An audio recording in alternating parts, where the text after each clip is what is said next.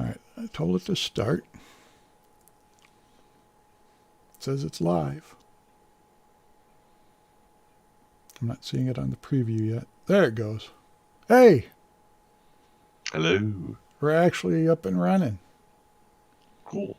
I don't know if it's working right or not, but... So where would I actually find this streaming along at your fabulous... So if you refresh the YouTube page, I would assume that it would come up. I see, yes. I see something that says live.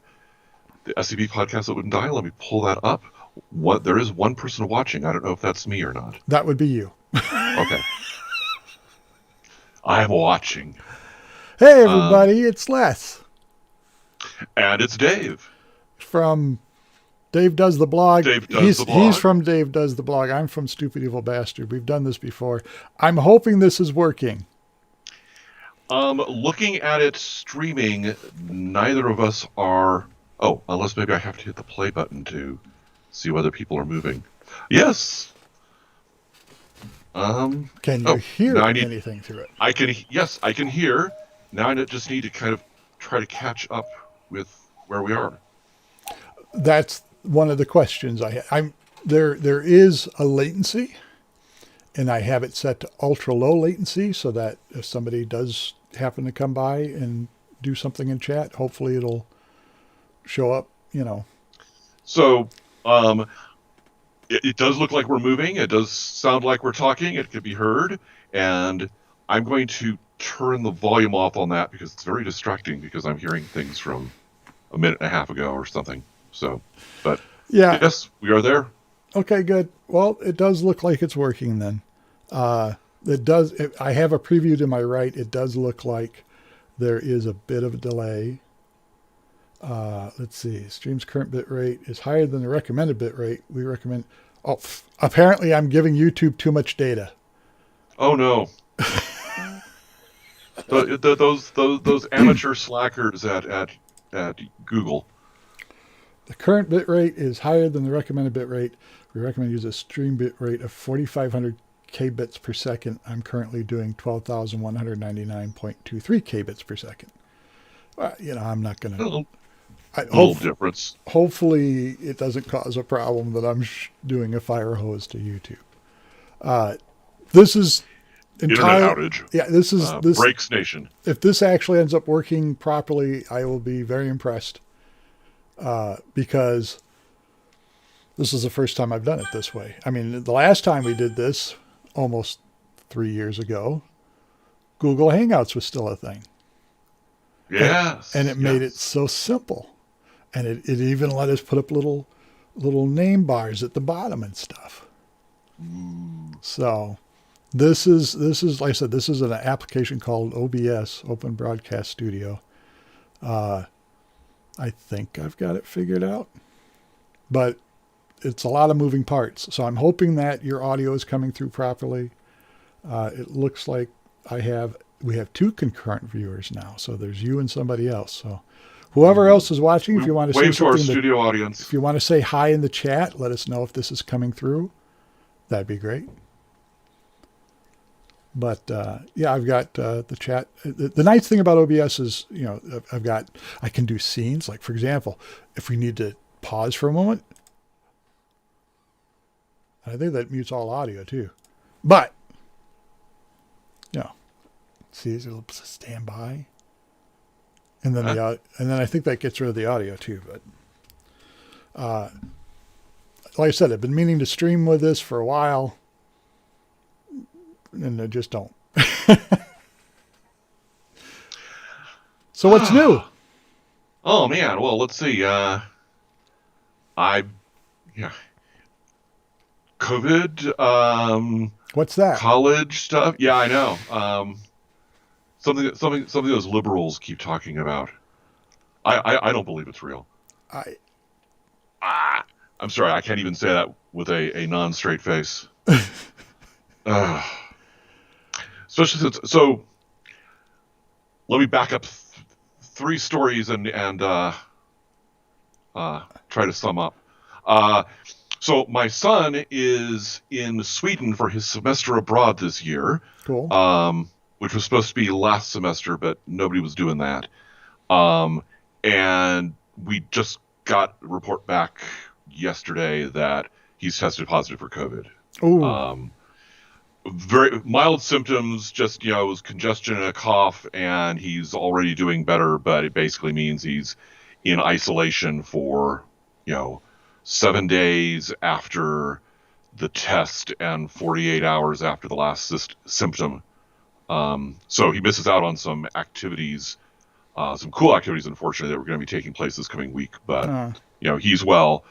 My mom and my wife's parents have all had their vaccines, and their retirement community is beginning to carefully open up things again. I became eligible here in the beautiful state of Colorado for the latest tier of vaccines to be opened up, wave 1B3, due to my advancing age. So in theory, I should be hearing from my medical provider sometime real soon now to go in and get the first shot, or only shot if it's a Johnson & Johnson. Okay. Hopefully you're not echoing, because I'm seeing you show up on both desktop audio and Skype. I didn't hear an echo when I was actually listening to the live stream. There's a slight bit of reverb. All right. Let me try this. All right. Try and say something. Something. Hello, testing. What hath God wrought? Can you still hear yourself? Well, let's find out. Because I can hear you. And the Skype but mixer is working. So hopefully, I say it's a little confusing. And your face is very, very big.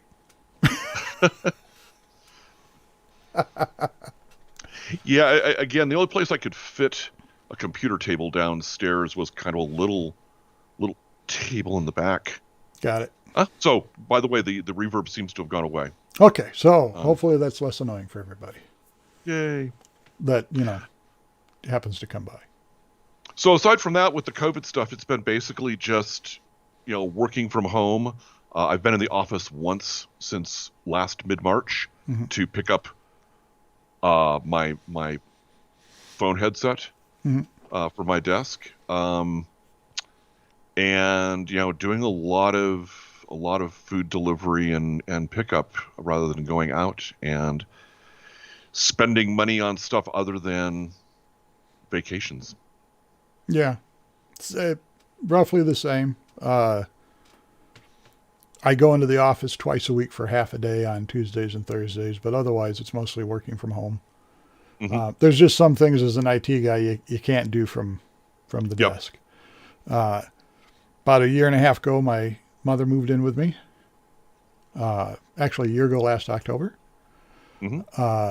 She moved in and promptly fell off the back porch and broke her hip. I remember you talking about that. Yeah. How's she doing? She's doing better. She has days where the memory isn't great. She has days where she has trouble working the microwave. But overall, she seems to be doing pretty good, all things considered. She walks a lot more slowly than she used to. Some days she needs to use her cane. But overall, not bad. Her dog is a terror. Not a terrier. Well, I think it's part terrier, but it is a terror. I've never disliked a dog before. I dislike this dog. But I promised her that as long as she wanted the dog could stay. So the dog is here.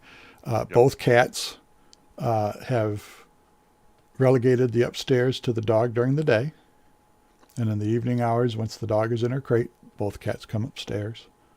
But they're perfectly happy to let the dog have the upstairs for now. I keep telling them they're both as big as the dog is. If either one of them were to walk up and just smack the dog a couple of times, it would probably leave them alone. But it's all barky, noisy. And, she acts like there's a terrorist in the room anytime she sees anything that isn't us. and it doesn't even have to be real. It could be horses on TV, babies crying on TV, me playing Red Dead Redemption on TV. It doesn't matter. She will bark at it, like the hordes are at the gate. And that's probably the thing that annoys me the most. But still employed. I actually will hit 10 years as an official employee this September, which is the longest I've been employed anywhere. Technically, it'll be 11 years because I was there for a contractor for a year. But you remember some of the past podcasts, I was unemployed while we were doing them. And likewise. So yeah, I just passed. A few months ago, passed my second year anniversary at my current employer, and was very pleased about that. Knock on wood, that'll just kind of keep on rolling along. Oh, you've been there. What you just said? 3 years? 2 years. Been over 2 years. I started in December of 18. In one ear and out the other. So, yeah. Well, I'm glad to see you're healthy. I'm glad to hear that your son is doing okay, all things considered. My sister went through a bout of COVID. My brother did as well, yeah. I honestly, speaking of COVID, I don't know how I haven't got it. Because, one of the directives was don't touch your face, right? I touch my face constantly. Just whoever came up with the directive, one, doesn't have a beard and a mustache, and two, doesn't have cats or dogs that shed, because you pet the cat for 5 seconds and then you're trying to get all the fur off your face. I think it like so many of these things, a lot of it depends on all the other approaches you're taking. So I mean, if you're in your household and your household as a whole is staying pretty insular, then touching your face isn't really a problem. Right. It's when going out and running your hand along the stairwell rail, and then sucking on your fingers, that's a little bit more problematic. But even there, I mean, the contact stuff turns out to be much less frequent of a vector than airborne. Yeah. I just remember back at the start, they were like, don't ever touch your face. And I was like, I'm going to die because I have to touch my face. I can't. I try to avoid it when I'm out, like at the grocery store, which is pretty much the only place I go out to. While I'm there, I try to avoid touching my face, and then I'm slathering with Purell before and afterwards. So yeah, I mean, and being IT, having to go into work, touch somebody's laptop, Yep. It's always in the back of your mind. So get the little bottle of Purell on the desk. Yep. But still, I'm amazed. Giving how absentmindedly I'll just every 5 minutes. I'm surprised I haven't caught it. But you got topics? I wrote all sorts of topics. You did better than me. We've talked about the plague. I'm looking forward to not wearing masks anymore. Although I'm impressed by how just kind of standard they've become with most people. Yeah. At least here in the area that I'm in, people just wear them. Sometimes they're not wearing them going from their car to the store and things like that, but by and large, all of the brouhaha and don't tread on me, freedom kind of thing has subsided for the mask stuff. So I got some cool masks from a company on Etsy that have been a good regular supply. They're washable, they're multi-layer, they have bright fun colors, things like that. So that hasn't been bad. I've been rocking a cloth one that was made for me by a friend of my cube mate. Oh. And it was supposed to be designed so that it has a beard pouch, because right. But of course, I have this beard, which does not go into pouches. It refuses. So it's more like a beard flap now instead of a beard pouch. It still goes on my face, but it just kind of covers the beard instead of actually containing the beard. But that's held up amazingly well for being homemade. It's got a little slot inside for replaceable filters and that sort of thing. Cool. We were buying N95 masks for Ann and Mom, especially Mom, for the few occasions that they had to go out for something. And generally speaking, like you, it's been mostly grocery shopping or, visits to the doctor or, so on. Right. By the way, can I say how much I love the fact that grocery delivery has become commonplace, or at least in, like I live in a suburb of Detroit, and we can get groceries delivered from Meijer, Kroger, and Aldi's. I think my wife is using Instacart. And it's not as expensive as I would have thought. Yeah. They've also done a lot. I mean, they've got that in our area. They're also doing a lot with, having someone bring the groceries out to your car and load them in. Yeah. So you don't have to get up and out, which is actually, I've done that a couple of times. I like to go into the grocery store and it's relatively brief and safe. The main problem I have is that it's now increasingly difficult to maneuver around inside the grocery store because I have these giant carts where grocery store workers are loading in multiple bags of groceries for different customers that are for delivery or for curbside pickup. Right. And it's like I can barely get my cart around this giant cart that you've got here, and you're standing there in the way, focused on pulling 45 bottles of ketchup and putting them into different bags. Things, yeah. I guess I'll go around. So that's my big complaint. Damn it!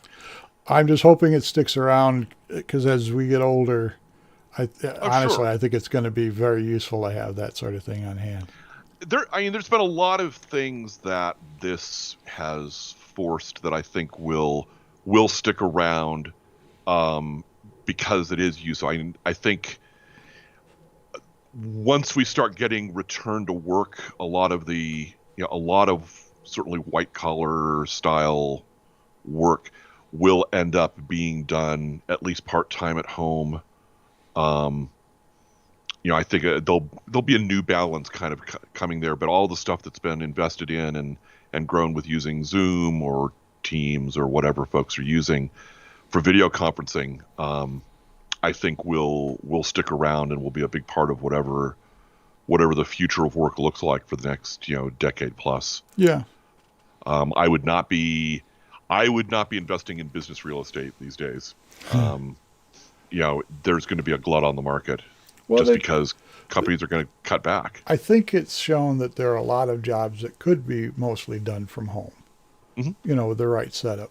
I mean, the webcam I'm using is a Logitech C922, I think, which I bought years ago.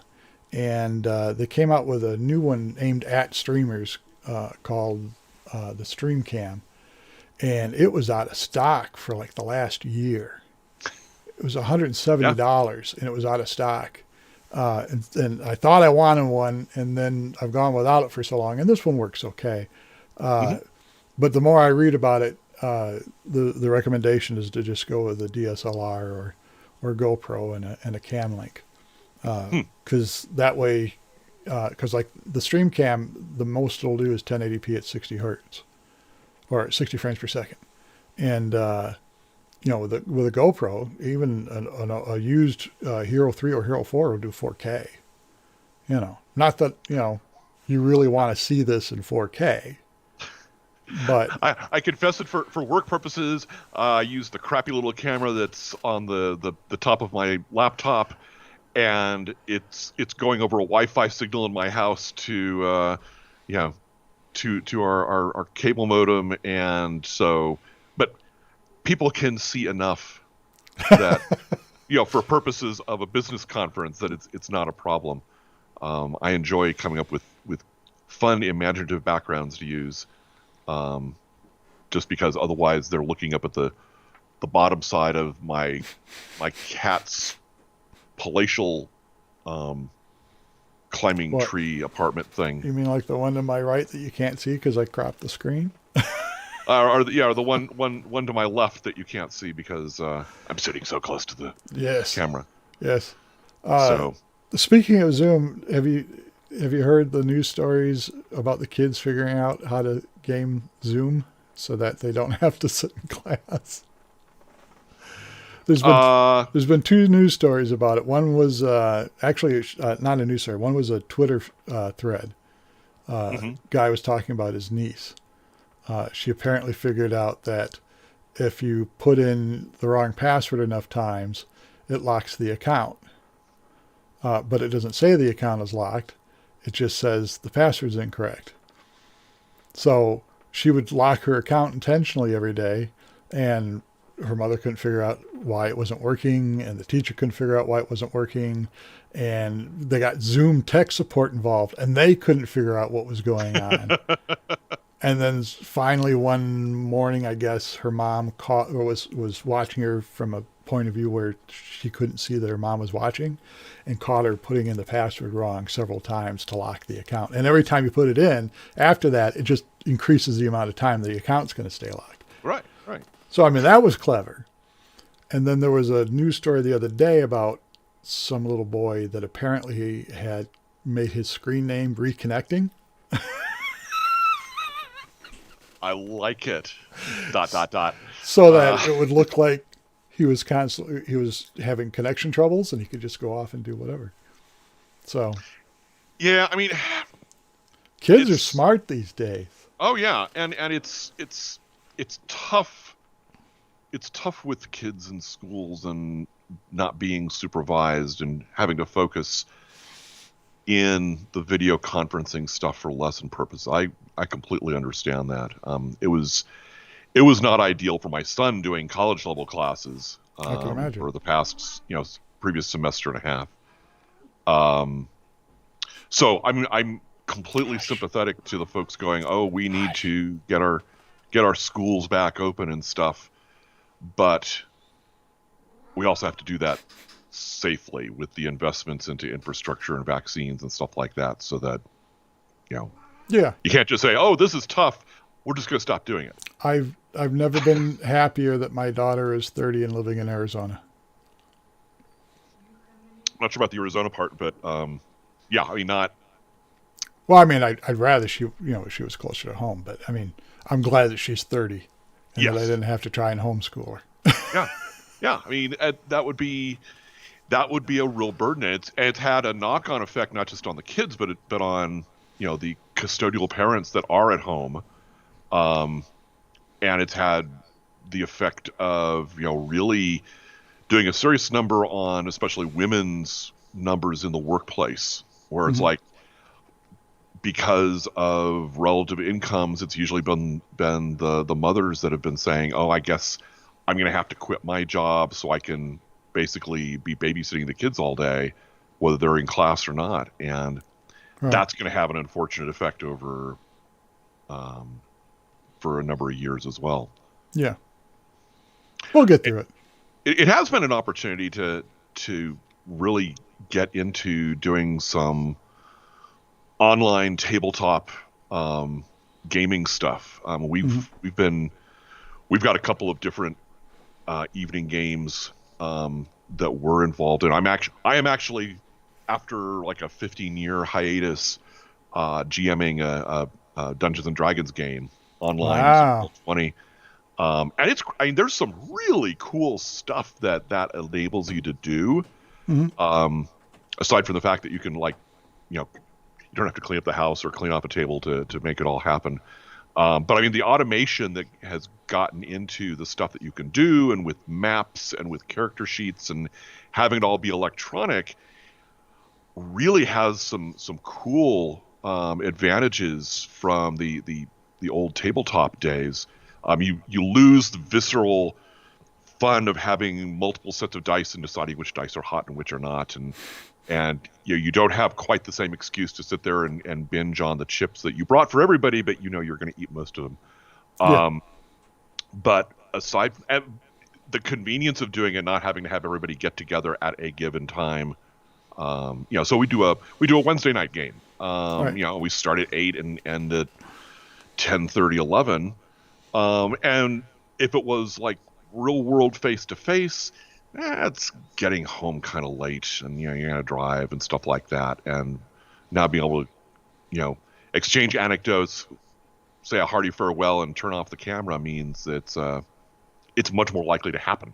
Yeah.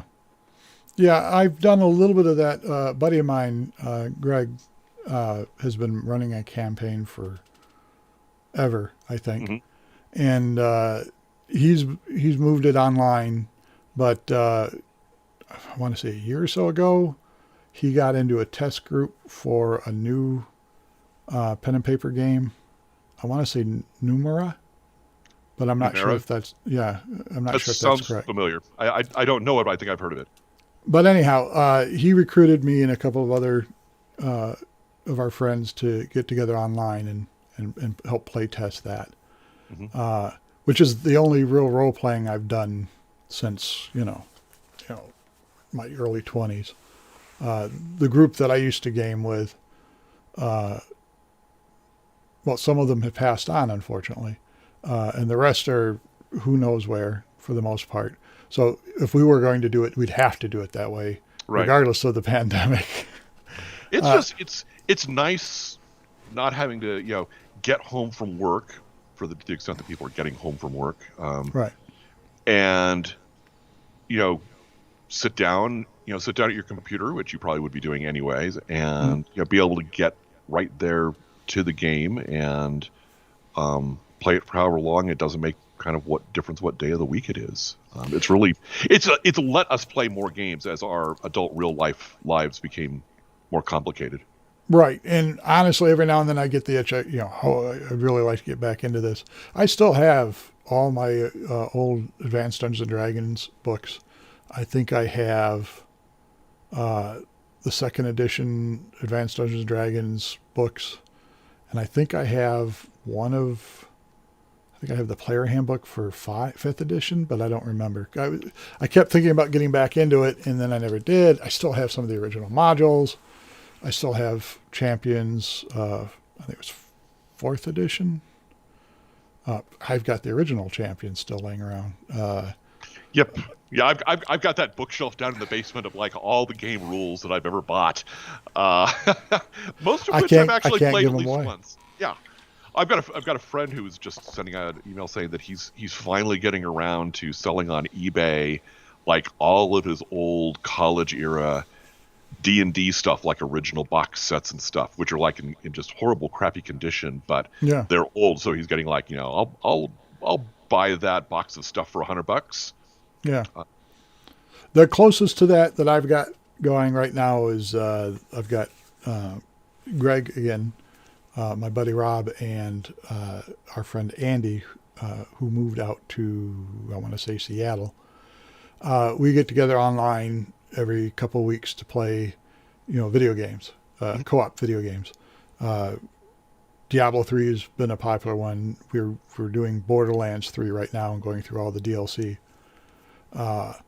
And we try to do that at least once every couple of weeks.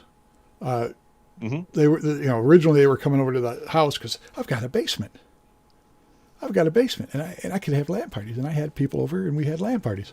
And then, with COVID and everything, Greg and Bob are still coming over because they're kind of within the bubble. But then when things got really bad, we took it online, especially when Sandy wanted to join in, we took it online, and we've been doing that. Living in the future is nice. Sometimes. Yeah, I mean, it's one of the things that we've missed in this is we used to do like on a monthly basis, a tabletop gaming party, not the RPG stuff, but just like, Catan and whatever new games people picked up and things like that. And, we would have 10, 15 people over and spend an entire Saturday from like noon, until the late hours of the night, just playing games, and it was a blast. And that's something it would be difficult to simulate. I mean, you could do some of the virtual tabletop work with it for some of the games, but it's not the same. It's not that same social experience. Yeah. But we'll get there. Okay. So I asked about topics 15 minutes ago, and then I did the ADD thing and got distracted, and we rambled. Well, we were talking about gaming and tabletop stuff, so that was the topic. Oh, okay, that was on my list. Good. Any video games you've been playing lately?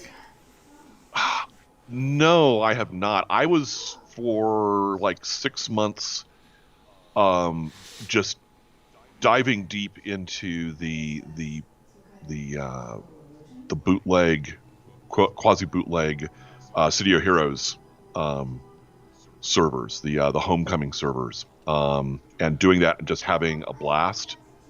Kind of calling back all those old adventures and everything, and then took a break from it for some reason and realized how much time I'd been spending on it and how many other things I had that I wanted to be doing with that time, and have not gone back. So I cold turkeyed on that. Aside from that, really nothing else from a video game standpoint. How about yourself? It's primarily what I do. Yeah. Although I have to admit, with this year's Call of Duty, I've actually considered making it the last. And I've played every Call of Duty since the first one. And in part, it has to do with, it's funny, they finally changed some stuff that was annoying the hell out of a lot of us fans, like loot boxes. They got rid of loot boxes. They put in a, what do they call it, season pass, similar to Fortnite. So you know what you're going to get for your $10. But the problem is, the only thing in there that I have any real interest in are the DLC weapons. And those are always free anyway. So there's really no point in spending the money. Everything else is player skins or decals for your gun that nobody ever sees.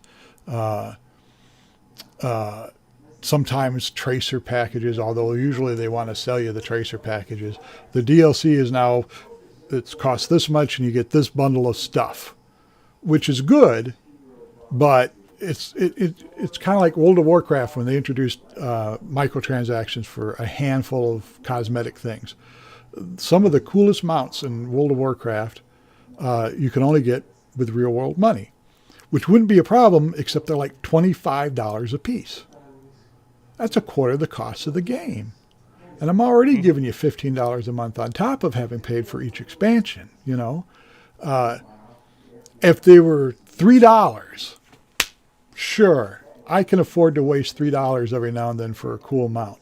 It's $15 for the non-combat pets. You don't have a skin that is cool enough for me to spend $25 on.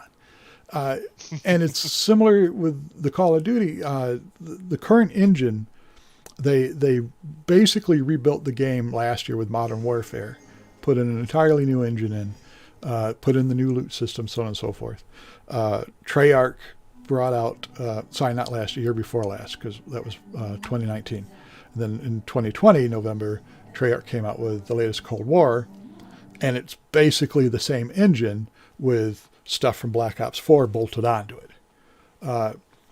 And because of the popularity of Warzone, which is their battle royale, they've made it clear that's going to be their central focus from now on. The problem I had with Black Ops 3 was it always felt unfinished because Treyarch was splitting its time between multiplayer on Black Ops 3 and Blackout, which was the first Call of Duty battle royale. And now with this, they've taken Warzone and they've moved it across from one game to the other. It ties into both Modern Warfare 2019 and Cold War. And that's their primary focus because they're making a crap ton of money off of it, even though it's free to play. Which is fine. That's not necessarily a problem, but it's been what? They released it in November, so it's been 4 months, 5 months? Mm-hmm. And to this day, as you're leveling a weapon and you get the unlock notification for a new attachment, it'll say something like Quick Draw Pro, which would be the name of an attachment from Black Ops 4 or a previous game. But then when you actually go to the weapon and look, it's got a completely different name inside the weapon customization, which just shows me that they bolted on something and couldn't even bother to change the text to appropriately reflect what the item name is in the game. And Sloppy. And, it seems like every time they come out with a new patch, they fix half a dozen bugs and introduce half a dozen more. And I don't know, it feels unfinished. And for some reason, the progression on this one, the leveling of your character and your weapons, feels a lot slower than any previous game. It feels more like a chore. I enjoy it when there's a double XP weekend because then the progression feels like it did in past games. I'll play the hell out of it. The other aspect that's annoying is they've put in some very strict skill-based matchmaking on this. And the algorithm basically takes in a bunch of different factors, including like your performance in the last 5 games. And what that means is you can have a really great couple of games, and then it'll put you in a lobby either where the connection isn't as good as it was, or where everybody is higher than you in skill level to such a degree that now you can't hit shit. Like you go from a KD of 2.5 in the previous game to a KD of 0.75. Now, I'm a halfway decent player. I'm not super special or anything, but I usually get at least a 1.0 KD. And then you'll go for several games where you'll just get stopped, and then the next game, it's super easy. It's like you're hosting the game, and you've been stopped so hard, we'll put you in an easy. Right. And I understand the need for some skill-based matchmaking. You want to have a protected tier for people that are new to the game, because if they just log into the multiplayer and get immediately stopped by even mediocre people like me, they're going to stop playing, and you don't want them to stop playing because you want them to buy shit. So I understand that, but the algorithm is so. It jerks you back and forth so hard. Yeah, it sounds like it needs to be smoothed more, or it needs, a narrower range that it's shifting at any given time. I mean, back in the day, we would, you had dedicated servers. They have dedicated servers now, but you have no control over what you get connected to. The other thing that I don't like about the way the current system works is, now, every time a match ends, it disbands the lobby completely and forms a new one. So you have no opportunity to actually, if you get into a lobby where there are people better than you, you have no opportunity to learn from them because you don't get a rematch 9 times out of 10. 9 times out of 10, you're playing with a completely different set of people. And sometimes you'll get 1 or 2 people that were in the previous match in the same lobby. But it makes improving difficult, because as soon as you get any better than you were, you get punished for it, like badly. So there's a phenomena called reverse boosting now, where people will intentionally play crappy for several games just so they can get into an easier lobby and just curb stomp people, because that's the only way they're getting any fun out of it. It's very frustrating because I'm a longtime fan of it. And like I said, the new loot system, 90% of what's in it, I could give a shit about. The one advantage to it, I'll say this, the one thing I do like about it is they set it up so that, you have to buy COD points to do anything in the game. So the first season in Modern Warfare 2019 was $10. And as you level, as long as you make it through all 100 tiers of the content, and it's a leveling system so that you keep playing, and of course you can buy levels if you want, but as long as you make it through all 100 levels, you'd get enough COD points back that you could buy the next season. So they have like 4 or 5 seasons a year. So I bought the first season in Modern Warfare 2019 for the hell of it, $10. Okay, whatever. And I haven't paid for a season since, because I don't spend the COD points on the crap they want me to buy. I spend it on the next season. Right. So right up through this year, you're not their business model. Right. They must hate me. Even back when they first started doing microtransactions, and it was, here's, for $3 you get this reticle and this camo to put on your stuff, which is a model I'd love to go back to. I only ever bought one camo, and that was Space Cats. And it was because it was floating cat heads in space, and it amused me greatly to put it on a riot shield and then beat people to death with it. But that's the only camo thing like that. They also sold, they'd sell extra loadout slots. I'd always buy that because it was a couple bucks, and I'd have multiple loadouts. I could have different configurations for different situations. They've also changed how prestiging works. They call it prestiging, but it's really not anymore. It's seasonal stuff, and a lot of the stuff that I used to do in the game, like I grind out camos for the guns. I grind out the prestige rewards. The prestige rewards kind of gone. The camos, even if I wanted to buy one of the bundles to get a camo, they're done via blueprints now, so they only affect one gun. You can't apply that camo to any of your guns. You get this one gun, and it comes in this specific configuration, and you can change some stuff out. But if you do, then it looks stupid because the whole look of it is designed around having these attachments. Right. So I don't know. I've been really frustrated with it, and I've given serious thought that, I think Sledgehammer is doing this year's release of COD, and it'll have to be. I'm not going to automatically pre-order it like I have in years past. I'm going to wait and see if they address any of these things that not just a lot of fans have been complaining about. And if they do, maybe I'll pick it up. Maybe this might be the last Call of Duty I play. Which is what saying will you do with your time? There's World of Warcraft.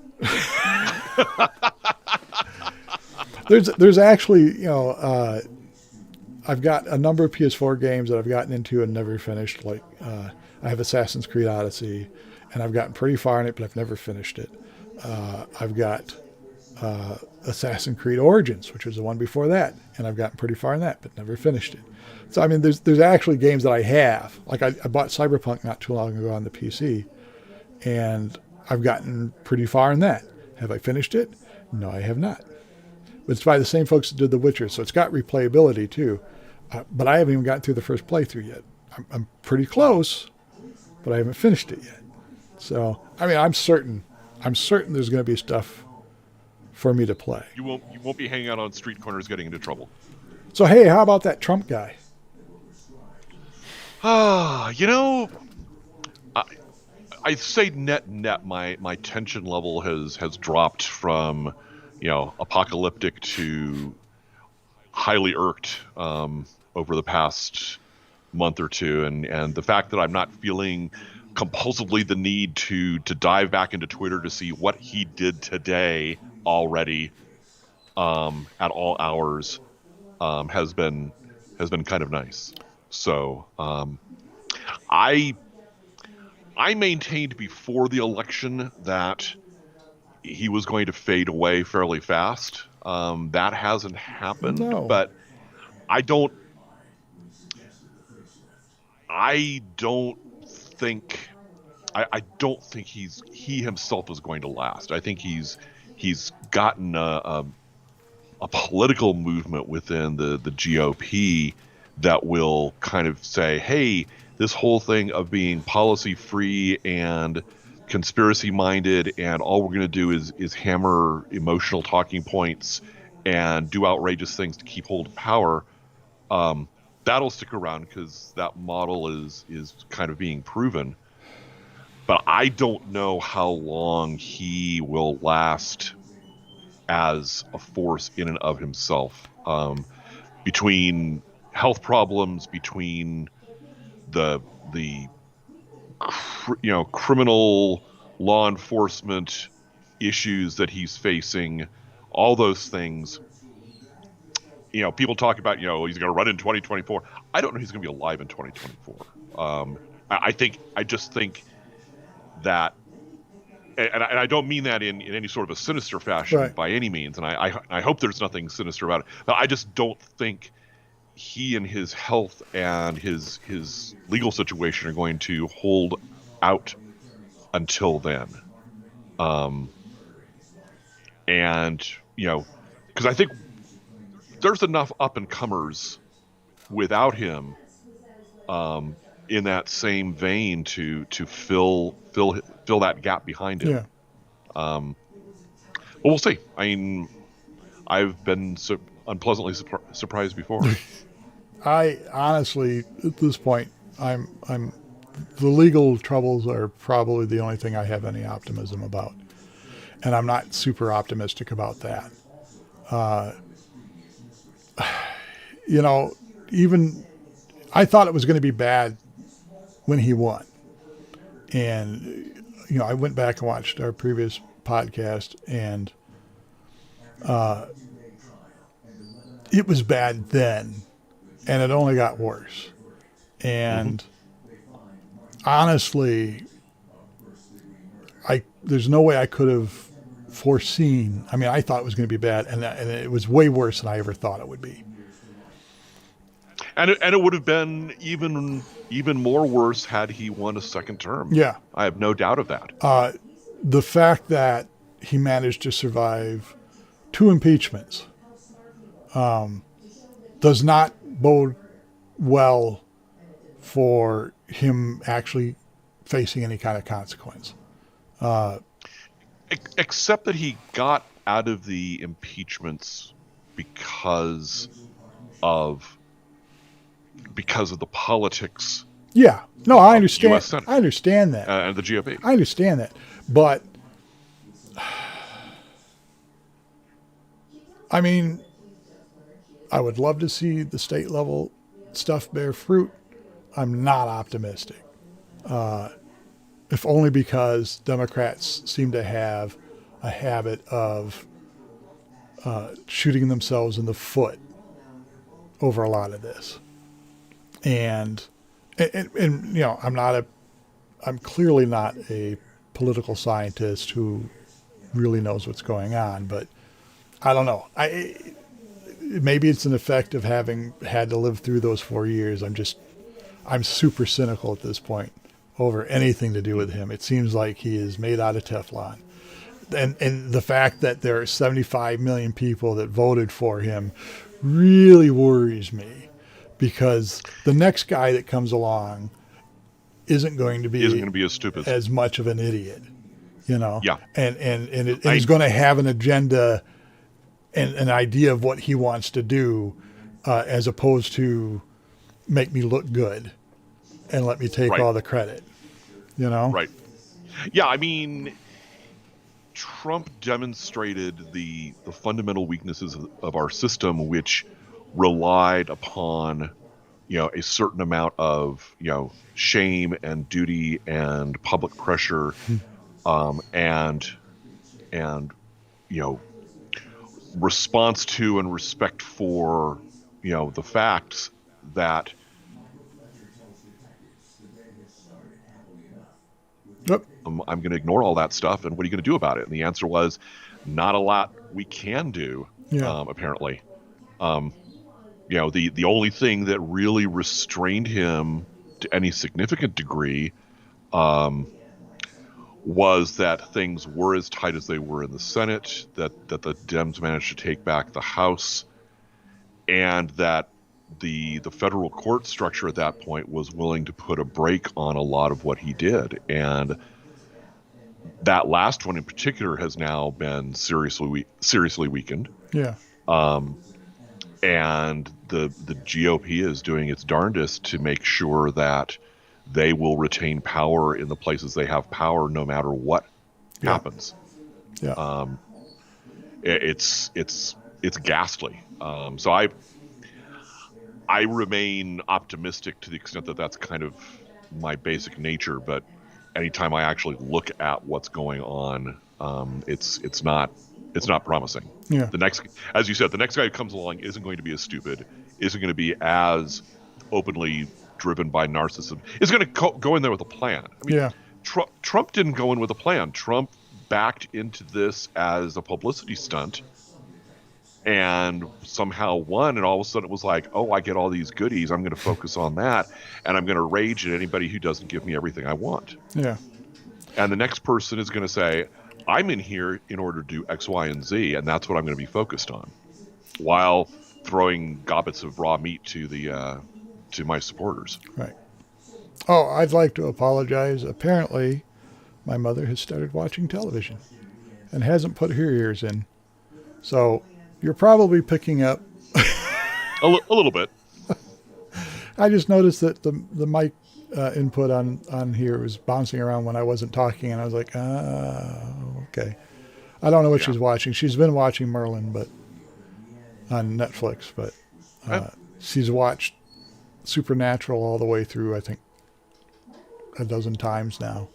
One of the advantages of being 86 and, not always able to remember everything is you can watch the same show over and over and over again, and it's still entertaining, and you're always surprised. Yeah, there's I guess that is a plus. So have you been consuming much media yourself? I've gotten really bad about, or not bad, but YouTube is my primary thing at this point. I have subscribed to, last time I looked, it was 150 or so channels. And it's everything from SciShow and Hank Green and the Vlog Brothers to Nerdist News and random people. I've got Alton Brown, to subscribe to him, and I'm not a guy that cooks, but he's entertaining enough that. Oh yeah, watching him is interesting, but. I don't know. WandaVision, we just finished that. Yes. Have you seen that? Oh yeah, we rushed through it over dinner last night so that we could get to our D&D game. So yeah, that was. I think. Wow, Marvel's really been showing, or Disney as a whole, because the same is true for like Mandalorian. Some of the Star Wars stuff. Yeah. That. The small screen, you can tell short, tight, compact stories and tell them really effectively, and kind of be able to experiment a bit with your universe and expand it out and do some great stuff. So I thought WandaVision was fantastic. Yeah. I'm looking forward to all the other stuff they've got lined up coming behind it. Loki's looking really good. Yeah. Well, I'd sit there and watch Loki read the phone book. So yeah, we watched have been watching the Mandalorian as those seasons have dropped. Yep. That's been a lot of fun. I'm going to be really curious to see where they go with the next season, because it seems like they've taken an abrupt shift in sort of the overall plot. Yeah, which can be good, because if you keep telling the same story over and over again, people get bored. But it's the kind of the moonlighting syndrome. When you make that big change, are people still interested in watching what you're doing if you're not doing what you were doing? How'd you feel about the Luke Skywalker cameo? I thought it was. I thought it was cool. I thought it was fitting. I mean, it certainly fit the Mandalorian stuff into the greater scheme of things. I am all in favor of Star Wars stuff that isn't Skywalker centric. Yeah. So that was a little disappointing seeing that happen. As purely a cameo, it's okay. I enjoyed seeing Ahsoka Tano appear more. But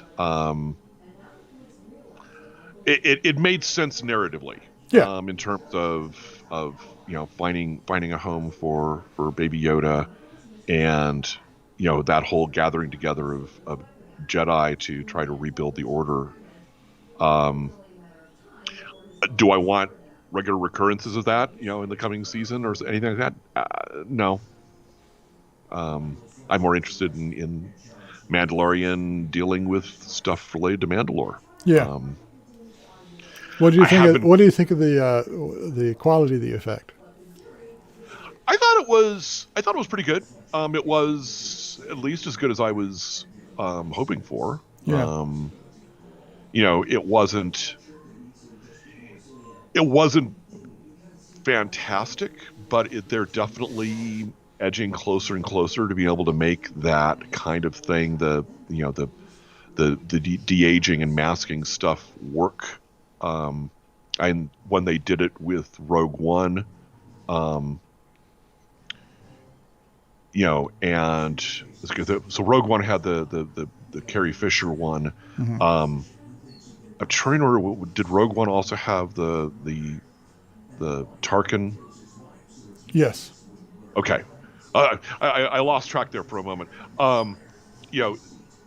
Those have, they've been mixed.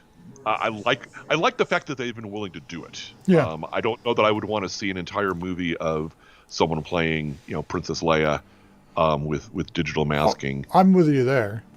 For small bits like that, I think it's fine. I believe in both those cases they did full digital head replacements with the Luke cameo. I believe it was a deep fake. In fact, one of the YouTube channels that I subscribe to is called Corridor Crew.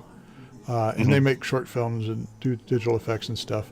And they have a series called CGI Guys React to Good and Bad CGI Effects. I've seen that. That's a fun series. And they also will go through and try to recreate, like they tried to do their own version of a deep fake of Luke for that scene to see if they could do a better job than what Disney did. And it wasn't bad. I mean, they did a pretty good job. It's been very interesting watching them explain how a lot of this stuff is done. But yeah, apparently that's a new deepfake technology that Disney developed themselves. So I suspect we'll probably see more of that. But as long as it's, little things like that. I mean, he didn't come in and, they didn't team up and. Right. Yeah. I was fine with the camera. In fact, I have to admit, I was excited. I was like, when I first saw, the hooded character walking, I was like, oh, did they do that? They did that. So yeah, I mean, I thought that was really cool. And but I'm with you though. I agree. I don't know that I'd want to sit through an entire series where they took somebody and digitally recreated them. Although, it's interesting. So where's the line between that and doing an animated version of a character? Yeah. For something like Clone Wars. Yeah. Where you've got a Ewan McGregor character, you've got a Palpatine character, you've got all these people that were played by real life actors on stage, and now you're basically giving their roles to animation and in many cases a different voice artist. Right. Is it that different from a media ethics standpoint to do, once you've got the technology to do it, to actually do deep fakes of, Princess Leia in a season of The Mandalorian? I don't think I'd have a problem with it so long as the original actor is on board with it. Like they brought Mark Hamill in to do the voice. Yeah. And he's, he clearly didn't have an issue with it. With dead actors, at most, I think it should be limited to, if, for example, Carrie Fisher died before the end of the trilogy. Had they CGI'd a couple of scenes so that they couldn't have gotten filmed, before she passed, as long as the estate was fine with it, I mean, I would think she would want them to finish the film. And so you're left with this decision. Do we cut these scenes, or are they so critical of the story that we fudge it? Less enthused by things like a while back, they had the commercials where they brought back, Humphrey Bogart? I mean, this was in the 90s, so this is a while ago. The back when they were first figuring out how to digitally insert people. Less keen on that. But what's and I'm playing a little bit devil's advocate here because I haven't really considered this aspect of it. Where is that dividing line? When is using it too much, and what really is the difference between doing that and doing, as I said, an animated version of the same character, the same. We're used to that. Yeah. But how do you draw that distinction? And when does the animation become too real to feel comfortable with it? Yeah. As long as you flag it as this isn't actually Humphrey Bogart, or Humphrey Bogart reconstructed. Right. I don't know. It's a good question. I mean, we're getting closer all the time to photorealism. Yeah. Some of the games that I play, the cutscenes, you can still tell it's CGI, but the facial expressions and the mocap is just stunning. Yeah. My mother, oddly enough, will sit and watch me play things like Red Dead Redemption, and she'll often turn to me and go, "It's amazing all the crap in this." Because you're riding a horse through a fictional Old West, and there's rabbits running out of the way, and there's deer off in the corner, and there's a bear suddenly attacking you. In addition to the story itself and everything else going on, the entire world is simulated and done at a fairly high fidelity. And the only reason it's probably not closer to photorealistic at this point, Horizon's Zero Dawn was another one that was just stunning. Mm-hmm. And the only reason it's not photorealistic is because they're devoting so much of the processing power to all these different simulations within the world. If you were doing something for film, there's an Unreal demo that came out just recently where they just did a render of a scene, and because they were devoting all the effort, all the processing power to that, it was the environment in particular looked photorealistic. The characters, little less so, but not much. In fact, they just had a new demo out for their new facial technology, and again, you can tell it's CGI. Technically, if you were just glancing at it, you might not realize it at first. But if you sit and watch it for enough time, but the different faces and they're advertising it as a character creator, and some people are like, your next MMO is going to be amazing. Well, I don't think they're going to put that into an MMO, but the amount of detail and changes. The only thing that wasn't being done by computer was the voices. Mm-hmm. I think voice actors are going to be in for a hell of a ride. Yeah. Well, it's already a business that's been. Well, yeah, you're right. Because Troy Baker does a lot of voice work in video games. Voice of the main protagonist in The Last of Us, Joel. He's not an older guy, but you wouldn't know it from his voice and the character. By the way, they're making that into an HBO series. I heard that. And it might actually get me to sign up for HBO. I've been avoiding it forever and ever and ever. It's bad enough I've got Netflix and I barely watch it. But yeah, I don't know. I don't know where you would draw the line, because you're right. Especially even with the animation at this point, even the stuff that's obviously animated is achieving levels. Spider-Man Into the Spider-Verse. Fantastic. It's obviously an animated cartoon, but at the same time, the fidelity of the animation was just stunning, So I don't know. I'm not sure. I'm not an ethicist.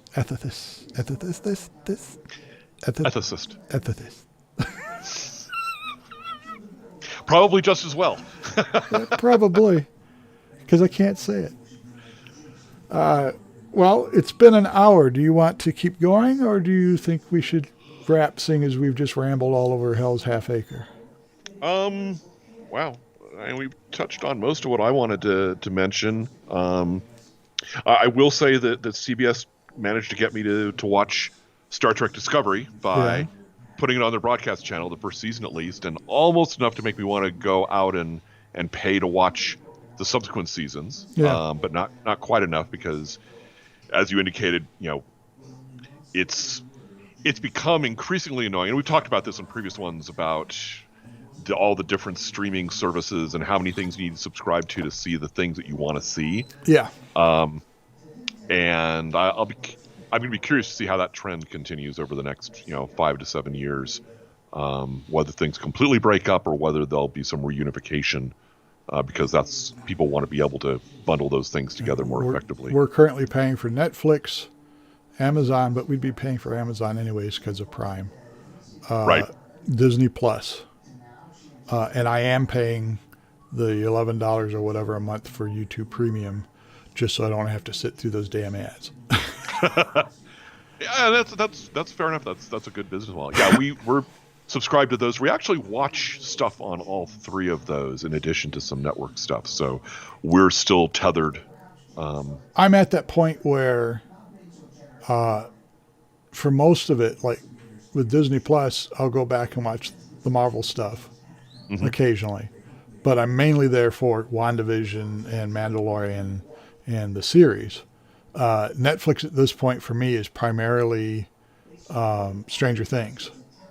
That's the only thing that I make a point of watching on Netflix. Most of what they put on the channel at this point, I mean, honestly, it comes back to that. I never knew there was so much crap that was produced every year.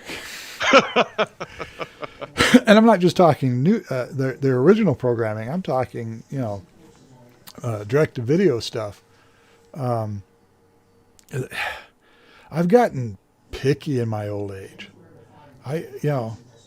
There's just, certain things that I want to watch. And it's like Doctor Who. I guess HBO Max has New Who now. So that's another incentive for me to sign up. The fact that they're going to be doing The Last of Us is an incentive for me to sign up. I don't really give a shit about the movies. Although the fact that Warner Brothers will be releasing all their movies this year, same day on HBO Max, okay, there's a few movies. I wouldn't mind seeing Godzilla versus Kong, So I don't know if I'm going to sign up for that or not yet. But if Last of Us comes out and it's good, I'm probably going to end up signing up for it. I don't know about New Who yet. I'm really annoyed that they got it because Amazon had it for the longest time, and it was part of Prime, so I just watched New Who there. At this point, Doctor Who is probably the only thing I've ever torrented. When I wasn't able to get half the reason I signed up for YouTube TV was because it had BBC America, and I liked YouTube TV. But they kept raising the price and adding sports channels. And it already had more sports channels than I needed. Right. So every time they raised the price, like, oh, we've added these, new channels. Well, most of them were sports channels or do-it-yourself channels, something I'm generally not going to watch. So the value proposition kept getting worse and worse. Well, now you're getting up into the range that I was paying for cable TV, which I dropped so that I could sign up for YouTube TV because it was cheaper. If you just give me back the $35 tier with the original list of channels that you had, I'd be happy.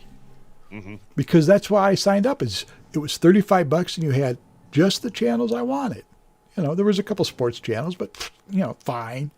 I got I got my live local channels, and I got BBC America and a couple other channels that I watch on a regular basis, and I was happy. But no, you had to try keep increasing the value, but then you raised the price, and now I don't want it. And now every time I log into YouTube, it goes, hey, do you want to reactivate YouTube TV? And I go, no, I don't.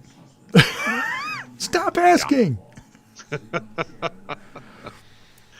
So I don't regret cutting the cable. Even with all the services we're paying for right now, it's still cheaper than what we were paying for basic cable. We paid for basic cable. The last time we paid it was on AT&T. Uverse, and it was one tier above basic because you had to have that to get BBC America. And when we cut the cable, oh look, there's the cat. When we cut the cable, we were saving $106 a month.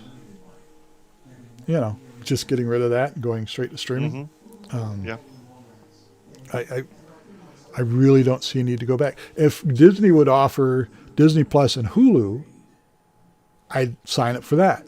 But no, it's Disney Plus, Hulu, and ESPN. ESPN. I don't watch sports. Yep. I don't watch your sports channels. I mean, it, you know, to their credit, ESPN, at least for a while, I don't know if they're still doing it, were carrying video game competitions, you know, esports. But I don't watch esports either. If I want to see people getting shot in the face, I want to be the one shooting them in the face. You know, unless it's Marvel. You know, I'll watch Marvel shoot people in the face. Yeah, you know, we should do this more often. We should. Instead more of often, certainly than like, you know, half of a presidential term. Yeah. Well, then we should probably save some of our material and draw a line in it. But this has been fun. Yeah. Thank you for organizing this, Not a problem. Les. And it's always good to chat with you. I know your schedule is very busy. Do you want to try getting together again in less than a month's time or so? Sure. You know, I think that's probably far enough out that we can make something happen. And I'll try to make a note to remember instead of forgetting like I have 3 years ago. And we can talk about, you know, that'll give us a chance to talk about all the exciting stuff going on our blogs. And maybe, you know, be in a position to see a little bit more about how this next presidential administration is shaping up. And maybe I'll get this figured out a little bit better. Well, I mean, technically, I think this worked great.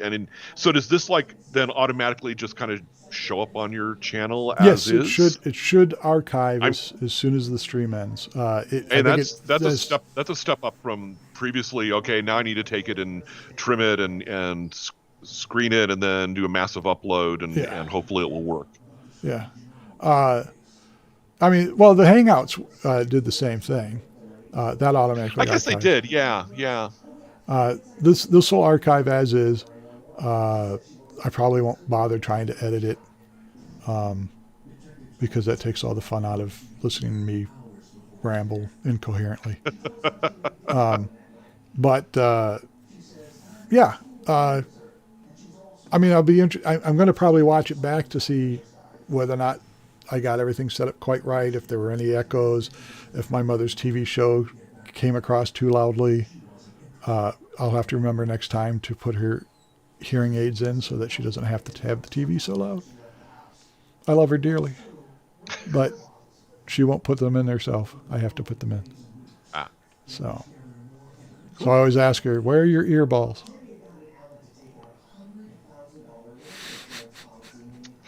All right, sir. All right. Thank you for your time. Have a good rest of your day. Thank you for this opportunity. I'll talk to you later. Yep. Ciao.